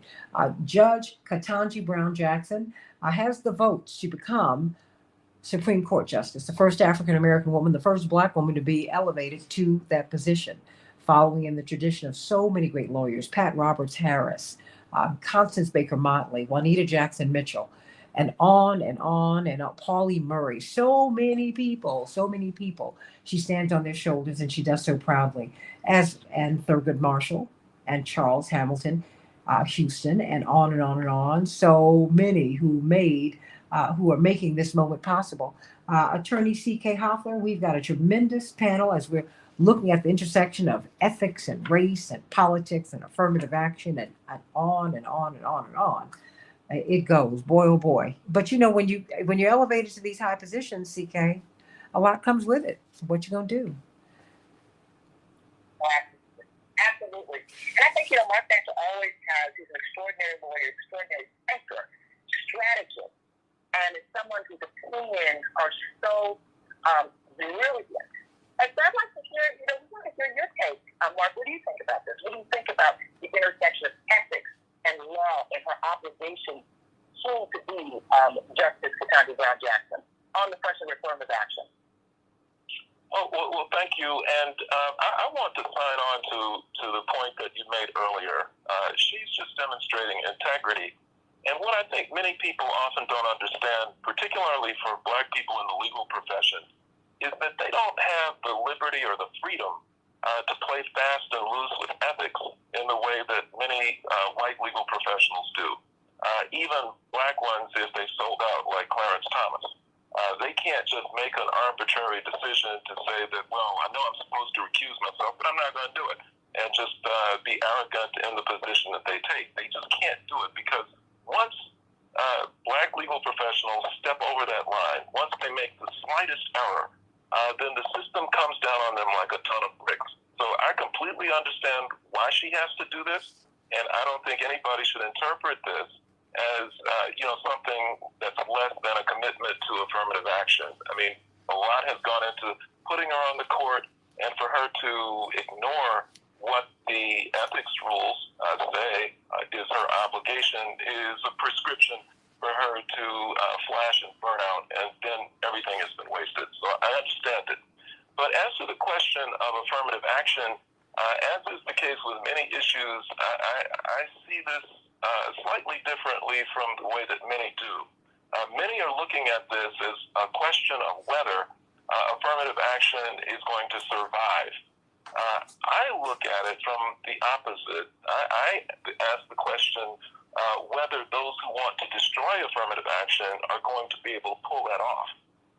Because, as an institution, the Supreme Court, as is the entire legal system, is one that respects precedent. And they generally take it very seriously, and it's very difficult to dislodge precedent. And with respect to affirmative action, the court has ruled time and time again that affirmative action is acceptable if it follows a very prescribed pattern, if it's structured in a very precise way, if it's considering race as one of a variety of factors that's considered, and whether the method that's used for selection is narrowly tailored. This is something that's been with us since 1978 in the Bakke decision. And so to dislodge that will require considerable effort. And whether that will happen depends upon where the heads are of the justices. I think so many regard conservatives as a monolithic group, that they all think the same way, they all are opposed to affirmative action, and that's not true. They are nuanced as well. There are different types of conservatives. You have traditional philosophical conservatives who might regard affirmative action as an academic question, and who might, because of their philosophy, think that it's something that should be ended. But then you also have, under the conservative umbrella, people who are essentially corporate hacks. These are people who do the bidding of major corporations. And traditionally, or historically, the Supreme Court has had, justices who are willing to do the bidding of corporations. And major multinational corporations, as well as the Pentagon, have made it crystal clear where they stand on affirmative action, time and time again. They fully support it for all the wrong reasons, from my perspective, but they fully support it.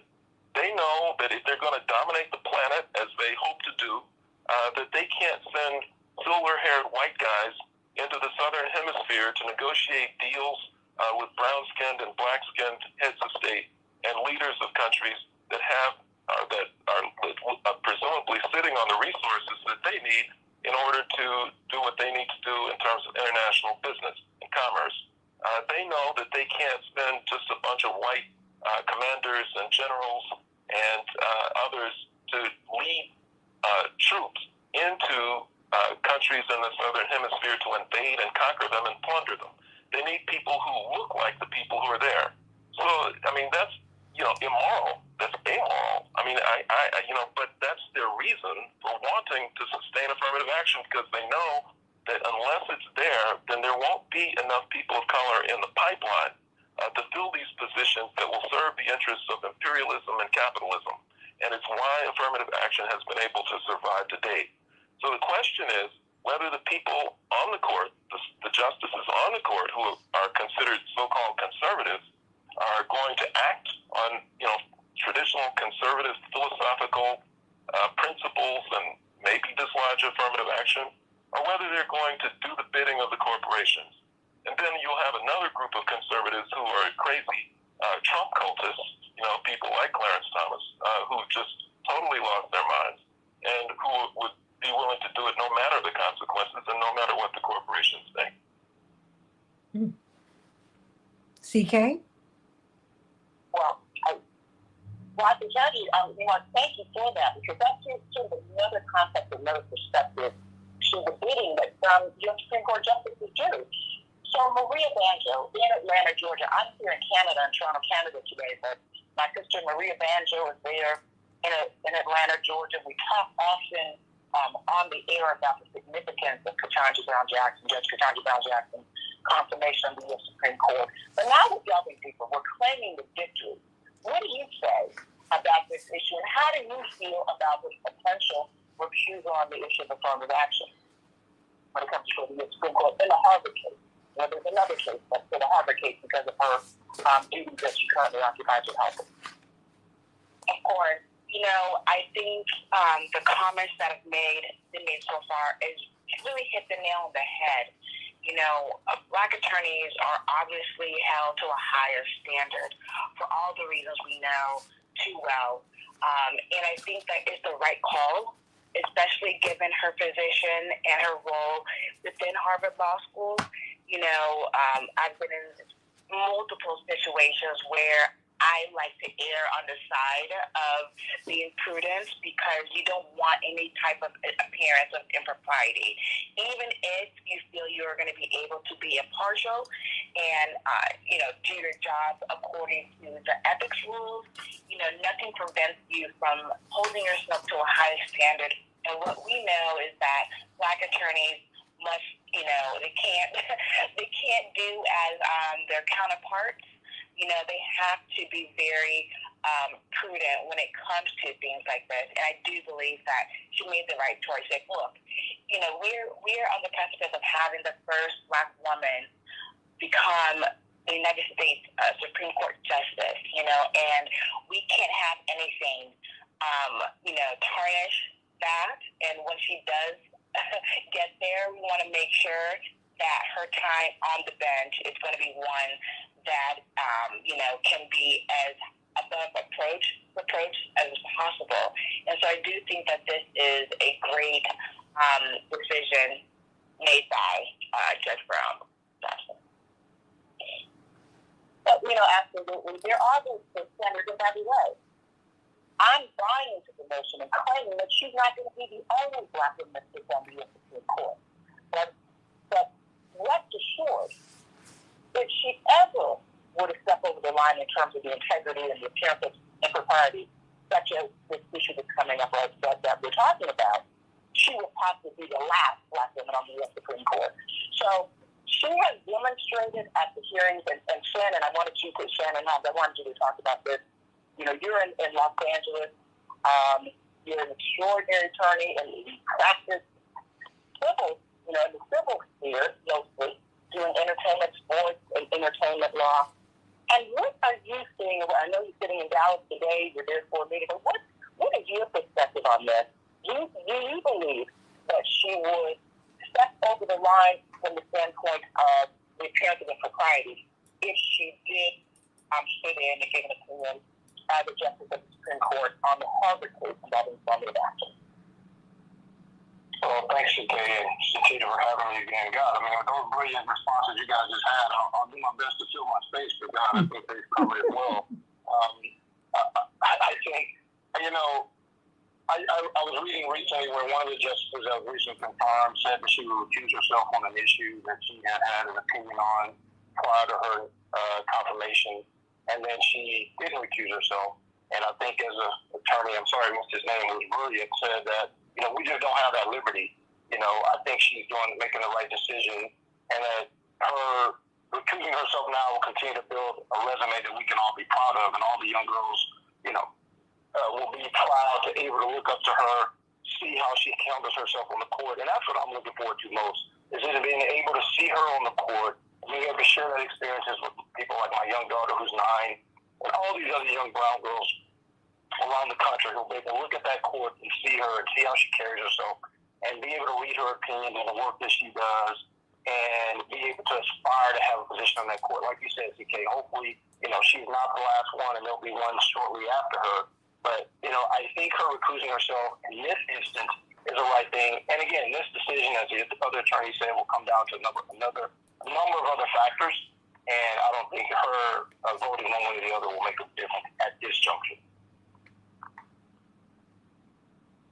Absolutely. I mean, these are tough calls, but I think what we're doing, Santita, is unpacking it for people who are listening in, unpacking what it means, so that we don't get caught in the weeds. A lot of times when people hear, oh, she's going to recuse herself on affirmative action, I can see the reaction, that's wrong, that's terrible, she's starting on the wrong foot. Well, that is actually not the case in my impression. It's the exact opposite. And we have to remember, she has already demonstrated that Senate confirmation hearing, people listen to her very closely, she has demonstrated her judicial temperament. She has said what she's going to do. What I love about Jessica Thompson Brown Jackson is she does what she says, and she says what she does. She means what she says, and she does what she says. I know that's circular. The bottom line is she's a leader. She's transparent.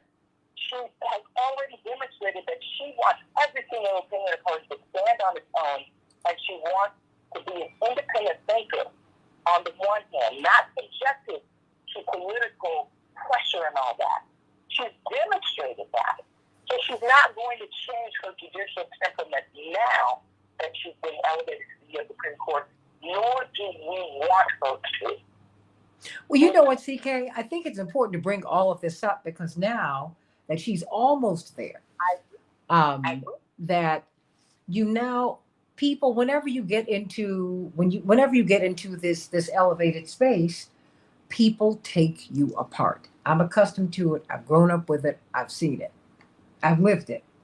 And so people have all kinds of opinions about who you are and what you do. Do I think that she's being ethical? Absolutely. Is she ethical to a fault? Absolutely. Must she be? Yes. That having been said, if Thurgood Marshall is our standard, and for us, he is, I think we need to look at him globally and look at how he handled these challenging issues of ethics and race and politics at a time when people were really in the streets. Because he left a record. He was very deliberate about telling you how he felt specifically about the Bakke decision, specifically about how he felt about the role of race and the law and race in the law. I think that we have got to begin to have those kinds of conversations. As a Black woman, of course, I'm proud to see her there. But we've got to go beyond that because a Black face in a high place, that's nice, that's important, but we have to go further because we've got some we have questions that we're trying to figure out, quite frankly, CK and panel, if the Republic is going to survive. No, absolutely. And Santita, nothing that I'm saying, what I'm doing is providing a perspective as a lawyer. Oh, yeah. Well, mind you, that was not a point of disagreement. For me, that was not a point of disagreement with you. I was just saying, someone who pushes conversations, I'm like, okay, let's kind of go down here. No, and I agree that we have to, especially for this reason. We have to look inward too.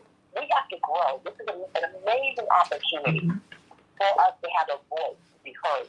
She's also on record as it relates to race and all that kind of stuff. Some of her opinions that involve race. And so I think like Thurgood Marshall, the one thing that we can say about Thurgood Marshall, I call him the late, great Justice Thurgood Marshall, and no one, in my impression, until Judge Ketanji Brown Jackson, has even come close to matching the significance on the U.S. Supreme Court than him. Mm-hmm.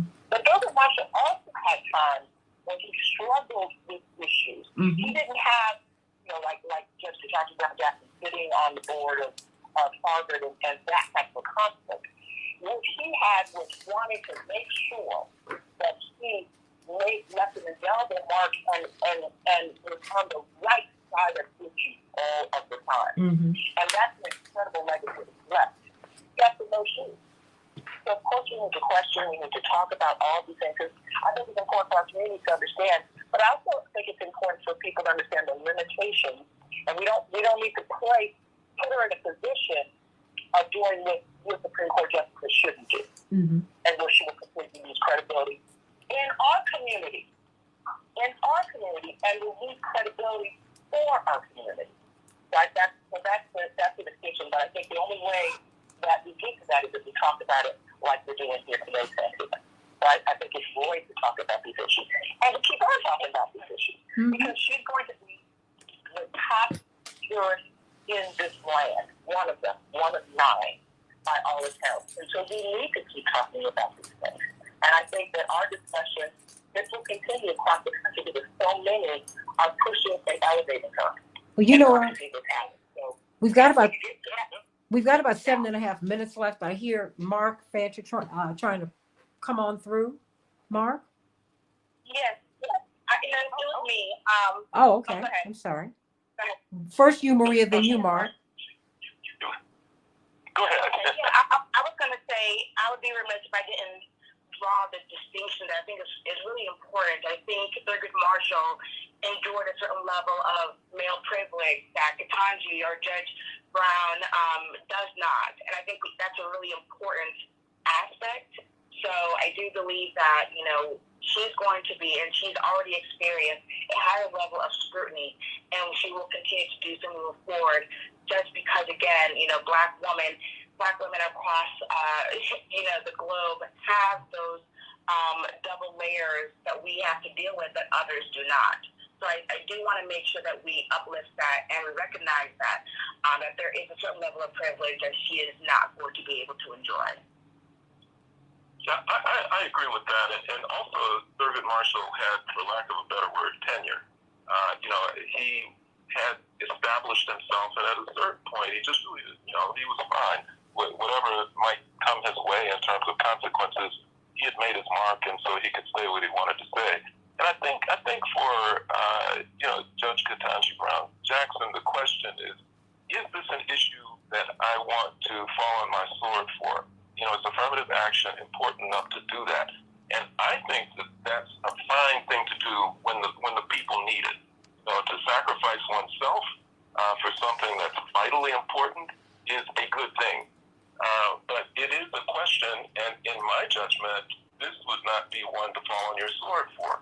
And for this reason, affirmative action has a magical sound to it. We all love the concept. But what we have been left with is something far less than what many people believe that we have.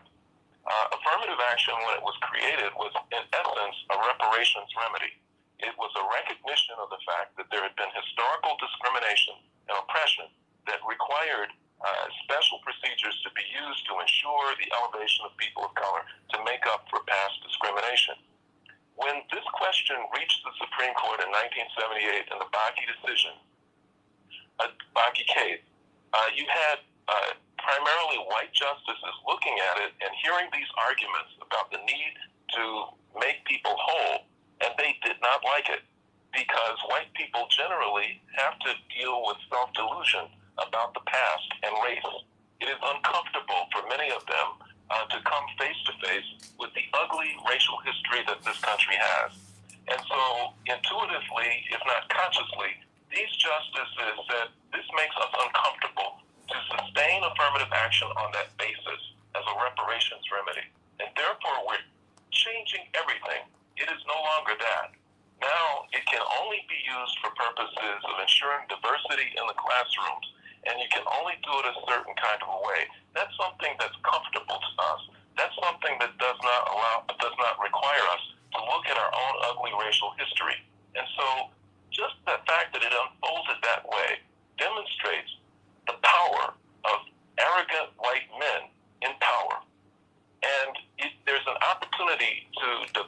the court, to put people on the court, more Thurgood Marshall thinking type people, more people who have a different perspective, then that can become important with respect to other issues. And so, I think we have to really sort of take the long view and consider what the prospects are for having her there or not having her there. Well, you know what, CK, we've got about 2 minutes left, and unfortunately, I'm not going to be able to carry this on the other side, on the Santita Jackson and Friends page, and on the Santita Jackson Show on YouTube, because I've got to run out of here today. But CK, if you want to wrap this up for us, we've got about a minute. We've got a minute and a half. Okay, well, certainly. I just, first off, Santita, just thank you for this dialogue, for always, opening the door for people to have this kind of discussion, taking everything to the next level. This is a great opportunity for America to have this extraordinary jurors to sit on the Supreme Court. It means so much to Black and brown people. It means so much to Black women. It means so much to Black families. It means so much to Black men. It means so much to Black children. But we can't stop here. We have to continue pushing. We have so much work to do. So much work to do. We have voting rights, civil rights, immigration rights, reproductive rights, affirmative action. And I can go on and on and on. Voting rights, policing reform, things that we need to focus on. And the synergy that we saw and the people that came together to support the nomination and the confirmation of Justice Santita Brown Jackson, that synergy needs to exist. We continue for all of these other hot issues, pressing issues in this country. It's critical. We have to have voting rights. Everybody has to have the right to vote. There needs to be policing reform. Because if not, we will go in circles and get the same result. That definition of insanity, doing the same thing over and over and over again and expecting a different result. Absolutely. We have a different result here with Judge Brown Jackson, and we need to push forward on those other issues as well. Absolutely. And make no mistake, she's no Clarence Thomas. She said in a candid interview of Clarence Thomas, I don't understand you. You grew up, you sound like my parents, you grew up in the same environment, and yet you drew completely different lessons from the segregated South experience. I don't understand you. So, we're in a new area, everybody. We're in a new space, and we're going to be asking questions. My father often says, remember this, we were in slavery as Black people, and therefore America was in slavery longer than we've been free. We were in slavery about 246, round up, 250 years. We have been free a little more than 150 years. That's not a long time. This freedom experience, and to all Americans, is new. So we're going to be asking a lot of questions. We're going to really, really be doing a lot of things that we've never done before. We've never been here before.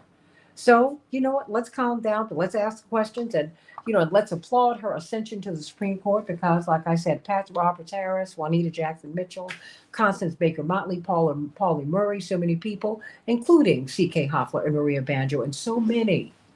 She stands for them. But she stands for an experience that we have not yet heard, a voice that has been muted, a voice that has been ignored. The data shows that Black women are ignored. Well, no more. And we're glad about it. We're going to celebrate this, because this is a moment that all Americans of every single background, as Americans, as the American family, we need to celebrate. And let us move forward. And perhaps she can teach not just Clarence Thomas, but the whole court something about ethics, about